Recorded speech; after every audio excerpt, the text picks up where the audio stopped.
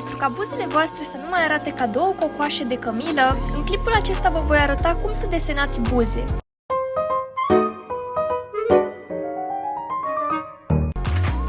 Începem prin a trasa o linie pe care o tăiem în jumătate, apoi tăiem jumătate din jumătate, adică un sfert. Vom folosi această măsurătoare pentru a vedea unde se termină buza inferioară. Mai departe am putea măsura același sfert, însă vom elimina o cincime pentru a vedea unde se termină baza superioară, sau mai ușor, faceți linia de sus puțin mai scurtă decât cea de jos. Mai apoi lăsați câțiva milimetri distanță de la capete și faceți câte un punct la capete, apoi uniți toate punctele cu linia de jos, formând astfel un fel de oval. În centru vom secționa cele două liniuțe la jumătate fiecare, apoi faceți un V crăcănat. Acum uniți printr-o linie pe care o trasați până la capăt. Faceți așa și în partea din stânga. Acum, la buza superioară, e timpul să facem un U. Grijă însă să nu fie prea adâncit.